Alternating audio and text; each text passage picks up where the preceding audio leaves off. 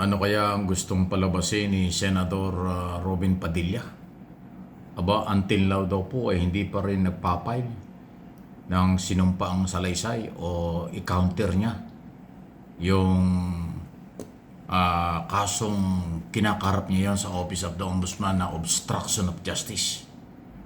Okay?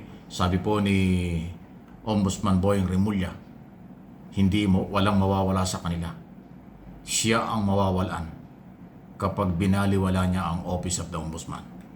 Kaya po ganyan ang paliwanag dahil nasa kamay na nila ang issue ng obstruction of justice. Matapos nga pong magkaroon ng investigasyon dyan ang Department of Justice na may kinalaman sa pagtakas ni Senator Bato de la Rosa noong May 14, alas 2:30 ng madaling araw, kung saan ay isinakay doon sa kotse ni Robin Padilla. At si Robin pa yung kasama doon paglabas ng Senado. Nakitang-kita, nag-viral sa video noong mga panahon yun, nagmamadali ng pag-alis ni Bato de la Rosa, nihatid sa Makati, tapos lumipat ng ibang sakyan. Kaya kasamang inirekomenda ng DOJ at nasa Ombudsman ang obstruction of justice laban kay dating Senate President Alan Peter Cayetano, Robin Padilla at saka General Aplasca, ang dating chief ng Office of Sergeant at Arms Chief. Ayan. Pero ang problema mukhang si Padilla. Hindi ko alam kung busy si Senator Padilla o baka binabaliwala niya yung kasong yan. Hindi ho biro ang obstruction of justice, lalo pa ho sa isang lawmaker. Gumagawa ka ng batas, mamabatas ka, tapos ang kaso, obstruction of justice, abay, mabigat yan. At sabi ng Ombudsman, meron silang basihan, meron silang ebidensya. Pag hindi nagsumiti ng counter abit-abit ang kampo ni Padilla, sila ang mawawalan. Ibig sabihin, ang Ombudsman hindi magpapatakot o hindi natatakot. Hindi sila nababahala kung sila ibaliwala. Pangangatawan nila, paninindigan nila kung ano ang kailang authority.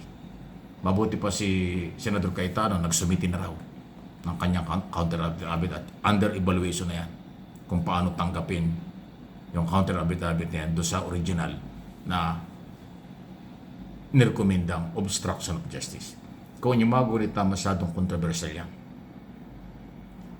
Yan ang dahilan ay pumasok si Bato de la Rosa noong May 11 dahil nagkudita ang grupo ni Cayetano agawin ang Senate presidency kay Senator Soto, at nagtagumpay sila dahil biglang dumating nung magbubutuhan na kanila na majority at natanggal si Soto. Pero mula noon nagkagulo dahil hinabol o tumatakbo, hindi natin kung sino mahabol, nagkakantara pa sa hagdan si Bato. Pero hindi nagtagal dahil 3 araw lang yata sinabi niyang under custody raw, protektado ng Senado ang idineklara ni Cayetano kay Bato de la Rosa. Pero nung maka-take over na sila sa posisyon, nung madaling araw nung May 14 ay lumabas at nakatakas nga si Bato. Iyon ang pananagutan. Malinaw yung video, malinaw yung pangyayari, nasaksihan ng taong bayan ang manangyari, kaya yun ang basihan ng DOJ at ng Ombudsman. Pero dahil meron due process, proseso, hiningan, pinagsusumiti ng counter affidavit, itong mga akusadong ito, ang nagsumiti lang ay si Cayetano. Si Robin Padilla hindi. Aba, ay may problema yan. Magkakasubukan ngayon. Pag hindi ginawa at sumunod si Robin Padilla, mawawala yung kanyang karapatan na ipagtanggol ang kanyang sarili dahil yung ibinigay sa kanya, hindi niya ginawa.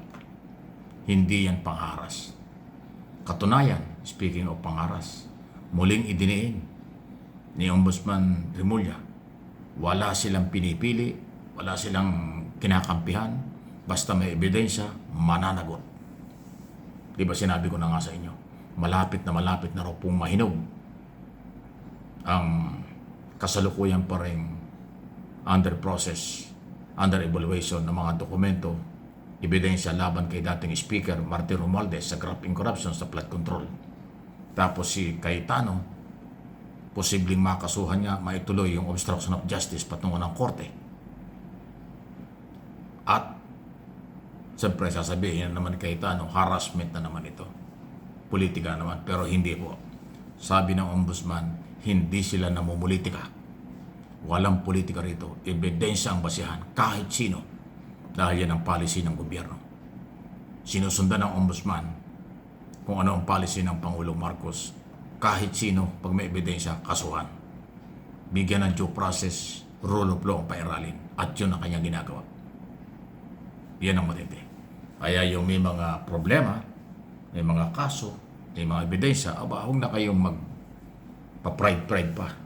Mahirap ma-file ang kaso. Walang record ang ombudsman ngayon under Remulla na na-file ng kaso na hindi na-issue ng warrant of arrest. Dahil bago nga nila i-file ang kaso, merong case build up na matitindi.